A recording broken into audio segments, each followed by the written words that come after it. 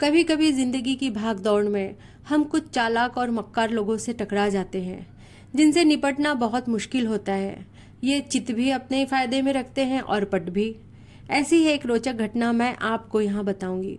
कहानी के अंत में एक रोचक ट्विस्ट है, ज़रूर देखिएगा। और आपको पसंद आए तो इस चैनल को सब्सक्राइब लाइक ज़रूर करें। It's free of cost. मक्कार व्यक्तियों से ऐसे निपटे।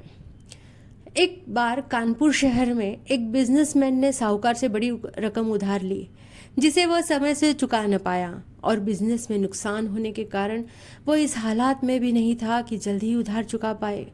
साहूकार एक बूढ़ा और मक्कार व्यक्ति था। उसने एक प्रस्ताव रखा। उसने बिजनेसमैन से कहा कि अगर वह अपनी बेटी रूही की शादी उससे कर दे तो वह उसका कर्जा माफ़ कर देगा। वह व्यापारी और उसकी बेटी रूही दोनों ही इस प्रस्ताव से खिन्न और भयभीत थे। उनके चेहरों का रंग उड़ा हुआ था।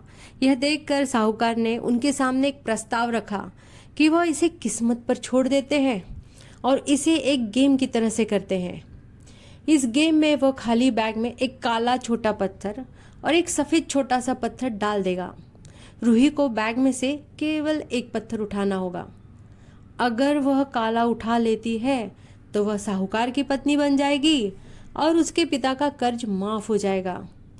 अगर उसने सफ़ेद पत्थर उठाया तो उसे साहूकार से शादी करने की ज़रूरत नहीं होगी और उसके पिता का कर्जा भी माफ़ हो जाएगा। लेकिन अगर उसने पत्थर उठाने से इनकार कर दिया तो उसके पिता को जेल में डलवा दिया जाएगा। जिस समय वह ये बातें कर रहे थे, शर्त बता रहे थे, वो एक कंकड़ पत्थर वाले रास्ते पर खड़े हुए थे। शर्त के बारे में बात होने पर मक्कार साहूकार 2 पत्थर लेने के लिए नीचे झुका।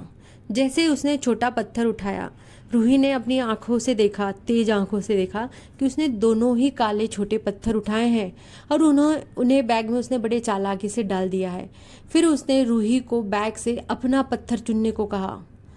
रूही ने घबराहट के साथ अपना हाथ बैग में डाल दिया और उसने देखे बिना एक पत्थर बैग से निकाल लिया। मगर इससे पहले कि वह अपनी मुट्ठी खोलती, वह हड़बड़ाहट में लड़खड़ा गई और उसके हाथ से कंकड़ पत्थर वाले रास्ते पर छोटा पत्थर गिर गया, जहां वह अन्य कंकड़ पत्थरों में मिल गया।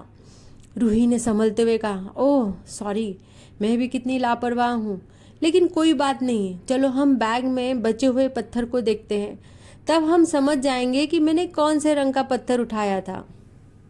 देखा, इतनी बड़ी प्रॉब्लम को भी रूही ने अपने फेवर में यूज़ किया। इस कहानी से हमें ये सबक मिलता है कि कभी कभी ऐसी ही परिस्थितियाँ हमारे जीवन में भी आती हैं जब हमें सीमा से बाहर होकर सोचना ज़रूरी हो जाता है। कभी कभी इस ज़िंदगी में खेल के नियमों को मोड़ना आवश्यक होता है।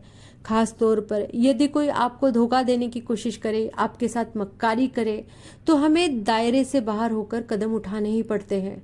कभी कभी हमारे पास एकमात्र आशा के रूप में हम खुद होते हैं। तब हमें अपना साहस, विवेक, बुद्धि बनाए रखना होता है। किसी भी जीत के लिए ज़रूरी है आशा और खुद पर विश्वास। Thank you very much for watching my story. Thank you.